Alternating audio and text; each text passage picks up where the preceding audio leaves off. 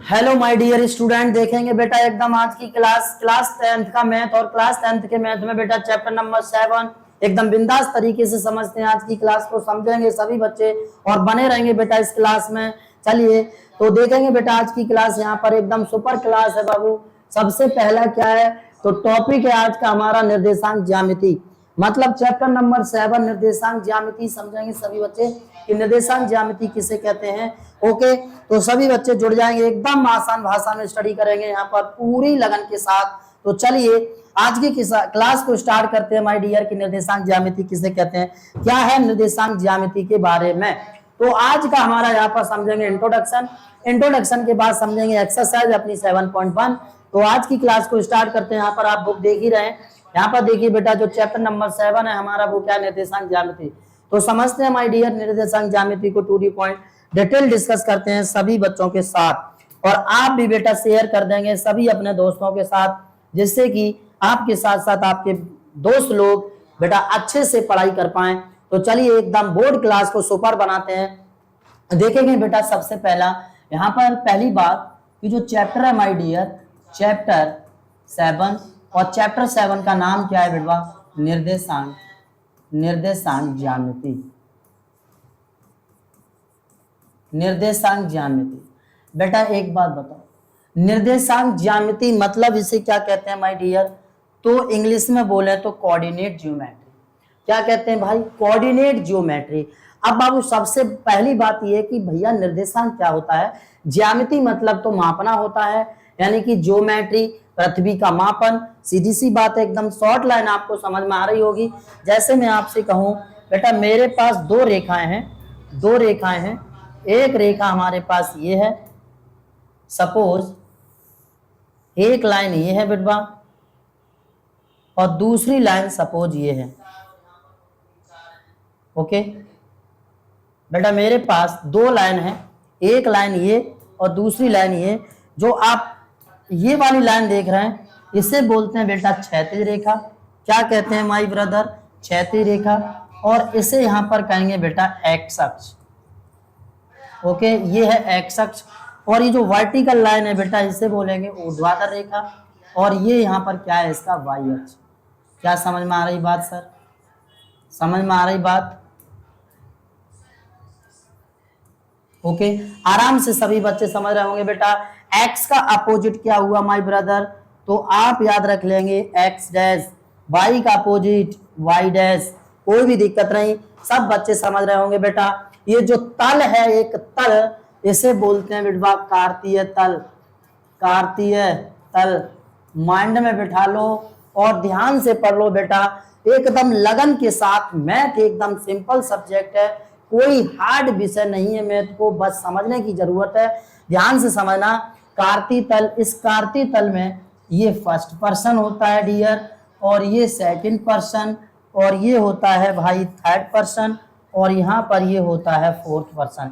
क्या इतनी सी बात समझ रहे हैं सब बच्चे, इतनी सी बात समझ रहे हैं बेटा। एक और बात यहाँ पर समझ लीजिए, जब इतनी सी बात आप समझ रहे हैं तो क्या बात है सर, वो ये है कि इधर की जितनी भी वैल्यूज होंगी, यानी कि इधर की जो साइड है वो आपको पता है कि सर कैसी है, राइट हैंड, यानी कि राइट हैंड साइड है, और इधर की जो साइड है बेटवा वो लेफ्ट हैंड साइड है। आराम से आप समझ रहे हैं। और इधर सीधा तो बेटा इधर राइट हैंड साइड, और माय ब्रदर इधर उल्टा इसका अपोजिट तो इधर लेफ्ट हैंड साइड।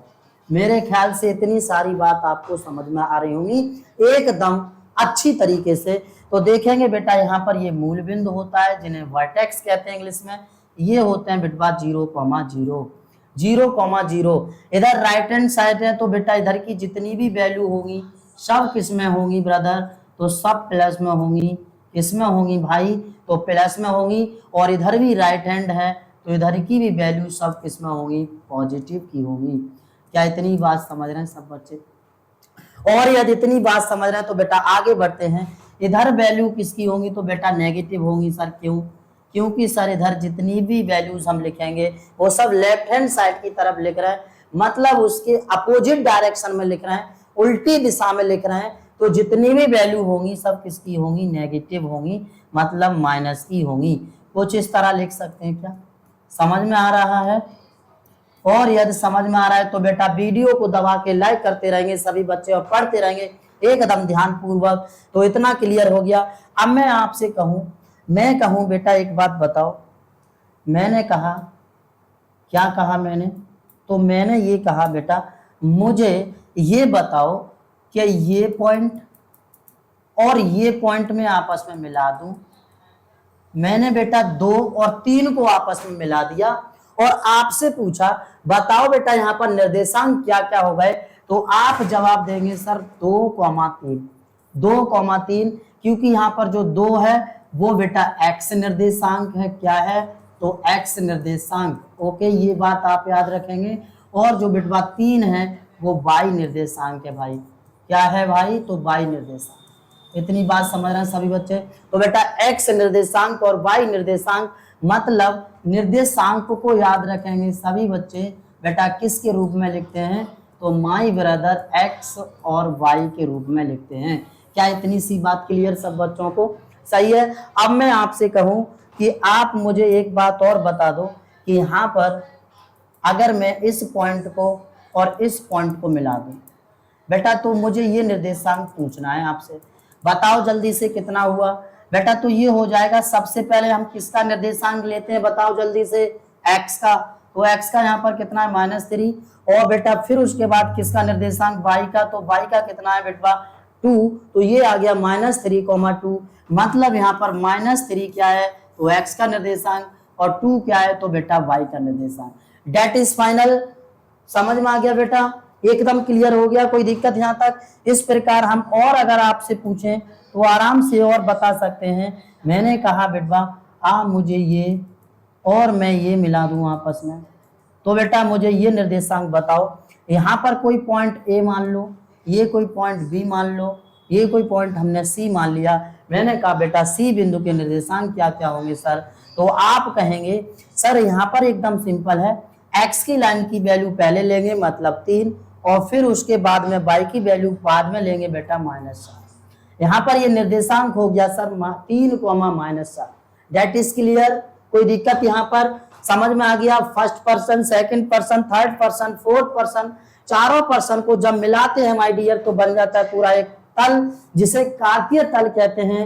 एक इधर देखेंगे बेटा एक्स वाली जो लाइन होती है उसको बेटा क्षैतिज रेखा के नाम से जानते हैं भैया। किसके नाम से, तो क्षैतिज रेखा। क्षैतिज रेखा। बेटा वाई डैश वाली जो लाइन है इसे जानते हैं ऊर्ध्वाधर रेखा। ऊर्ध्वाधर रेखा। ओके, ऊर्ध्वाधर रेखा। जल्दी से इसका एक स्क्रीनशॉट लीजिए, फिर आगे बढ़ते हैं बेटा, नेक्स्ट समझते हैं यहाँ पर। बेटा तो इतना क्लियर। देखिए बिल्कुल आसान तरीके से मैं आपको समझाता हूँ बेटा, ध्यान पूर्वक समझते जाना सभी बच्चे और मेहनत करते जाना, क्योंकि आप सभी को बेटा बोर्ड एग्जाम की अच्छी तैयारी करनी है। और यदि अच्छी तैयारी करनी है तो बेटा लगन के साथ पढ़ाई करनी है, समझेंगे सभी बच्चे। चलिए अब आगे नेक्स्ट समझते हैं बेटा हम यहाँ पर। इस चैप्टर से रिलेटेड वेरी मोस्ट इंपोर्टेंट बेटा जो टॉपिक है वो है हमारा दूरी सूत्र। तो दूरी सूत्र को ध्यान से सभी बच्चे समझेंगे सर। बेटा दूरी सूत्र क्या होता है इसको ध्यान से समझना, क्योंकि इसी दूरी सूत्र पर एक्सरसाइज 7.1 पूरी डिपेंड है। ओके, तो दूरी सूत्र को बड़े ध्यान से समझना बेटा। ऐसे मैं आपसे कहूं कि यहाँ पर दूरी सूत्र में देखिए एक y अक्ष है, ये सपोज ये y अक्ष है। ओके, और ये बेटा x अक्ष है। ठीक है, x अक्ष पर हम दो बिंदु को कंसीडर कर लेते हैं। कौन कौन से बिंदुओं को, तो यहाँ पर सपोज कर लेते हैं ये x1 है और ये सपोज कर लेते हैं बेटा x2 है, और y अक्ष पर सपोज कर लेते हैं ये क्या है, यहाँ पर y1 है।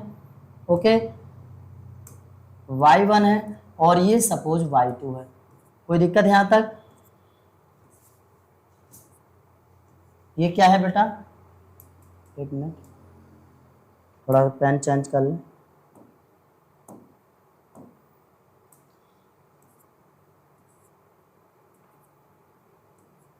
एक्स अक्ष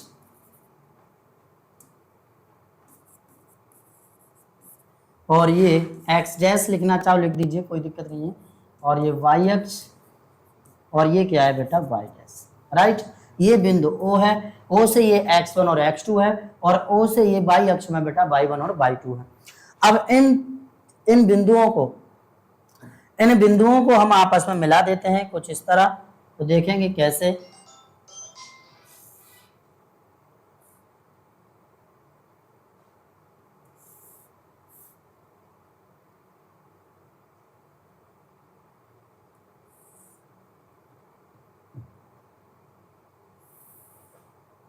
ओके, इन बिंदुओं को हमने सपोज आपस में या क्या किया है, मिला दिया है, और यहां पर एक त्रिभुज की रचना कर लेते हैं।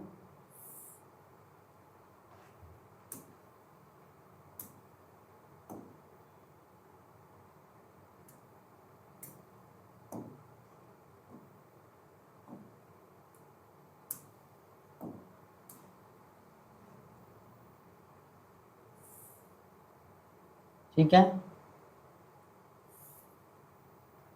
ये हमने एक त्रिभुज कंसीडर कर लिया, कोई दिक्कत, आराम से समझ गए। तो बेटा याद रखना, ये पॉइंट हम सपोज कर लेते हैं Q है, ये पॉइंट P है, ये पॉइंट T है, और ये पॉइंट O है, और ये पॉइंट हम मान लेते हैं बेटा क्या है, R है, और ये पॉइंट सपोज कर लेते हैं क्या है, S है। एनी प्रॉब्लम यहाँ तक समझ रहे हैं? तो यहाँ से O से R तक की दूरी x1, और O से S तक की दूरी x2, और O से इस पॉइंट का भी नाम हम अलग अलग दे देते हैं, इसे पॉइंट A दे दो और इसे पॉइंट यहाँ पर B दे दो, और O से A तक की दूरी कितनी है, y1, और O से B तक की दूरी कितनी है बेटा, y2 है। अब हमें सिर्फ इतनी वैल्यू चाहिए, मतलब यहाँ से लेके यहाँ तक। तो आप ही बताओ बेटा, इस मतलब पूरी दूरी में से ये वाली दूरी हम माइनस कर देंगे, यानी ये वाली दूरी घट जाएगी, y2 में से y1 घट जाएगा, जिससे कि यहाँ तक की दूरी हमें मिल जाएगी। तो जब ये y2 माइनस y1 है, तो ये भी कितना हो गया my brother, y2 minus y1 हो गया। ठीक है, इतनी सी बात क्लियर। अब भाई हमें इतनी यहाँ पर चाहिए वैल्यू, तो ये x2 माइनस x1 हो जाएगा, और जब ये x2 माइनस x1 है, तो ये भी कितना हो जाएगा, x2 माइनस x1 हो जाएगा। That is clear. अब मैं इस चित्र को यहाँ पर जो ये त्रिभुज बना हुआ है, इसको थोड़ा बड़े त्रिभुज के माध्यम से आपको इधर समझाना चाहता हूँ। ध्यान से समझना, नजर सामने होनी चाहिए सभी बच्चों की, कि दूरी सूत्र की हम गणना किस प्रकार करें। देखिए सेम त्रिभुज जैसा उधर है वैसा ही इधर मैंने आप दोबारा से बना लिया है। तो देखेंगे बेटा यहाँ पर देखो, ये पॉइंट क्या है, तो P है, ये क्या है बेटा, T है, और ये क्या है बेटा, तो Q है। P से लेके T तक की दूरी x2 माइनस x1 है, और T से लेके Q तक की दूरी y2 माइनस y1 है, और ये दूरी हमें निकालनी है, और यही है बेटा दूरी सूत्र। अब हम कैसे निकालेंगे, तो ध्यान से समझो, क्योंकि समकोण त्रिभुज PQT में पाइथागोरस प्रमेय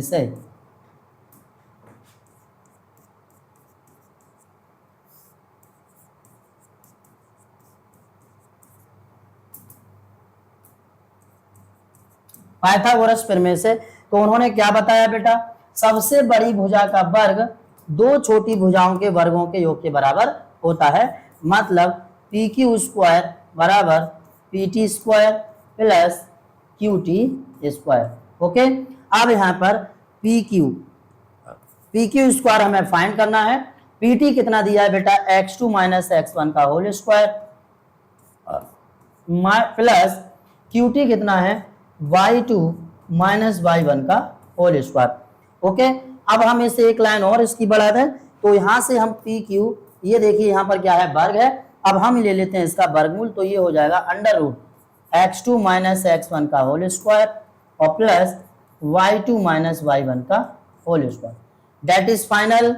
सो that proof formula is distance. Okay, ये किसका फॉर्मूला सिद्ध हो गया बेटा, तो दूरी सूत्र हमने यहाँ पर क्या कर दिया, प्रूफ कर दिया। कोई दिक्कत यहाँ तक? देखिए हम इस दूरी सूत्र को आराम से समझाना चाहते तो यहाँ से भी आपको बता देते कि दूरी सूत्र, यहाँ से भी आपको हम बता देते बेटा, जो दूरी सूत्र होता है वो D बराबर ये होता है कि under root x2 minus x1 का whole square plus y2 minus y1 का होल स्क्वायर। ये दूरी सूत्र का फॉर्मूला होता है। अगर मैं चाहता तो यहाँ से आराम से आपको बता देता, लेकिन नहीं, हमें जब भी किसी भी टॉपिक्स को पढ़ना है, किसी भी टॉपिक की स्टडी करनी है तो एकदम गहराई के साथ करनी है और फिर फुल निचोड़ के साथ करनी है, जिससे कि उसमें कोई भी डाउट, कोई भी कंफ्यूजन ना रहे और हमें पूरा समझ में आ जाए। और यही रीजन होता है कि बच्चे जो होते हैं वो ऊपर ऊपर का ज्ञान पा लेते हैं, बाकी उसके गहराई में जाके डीपली डिटेल डिस्कस नहीं करते, डीपली स्टडी नहीं करते, जिससे कि उनका आधा अधूरा ज्ञान रह जाता है और उनको समस्या होती है। भाई ध्यान से, ओके, बहुत समस्याएं आती हैं। इसीलिए मैं आप मतलब पूरी कोशिश ये करता हूं कि बच्चों को एकदम गहराई के साथ स्टडी कराऊं और आराम से टू दी पॉइंट उन्हें सारी चीजें समझा सकूं। सही है, तो ये आप याद रखेंगे बेटा, किसी भी टॉपिक की आप स्टडी करें तो एकदम गहराई के साथ और पूरा जहां तक हो तहां तक पूरा निचोड़ के साथ पढ़ें।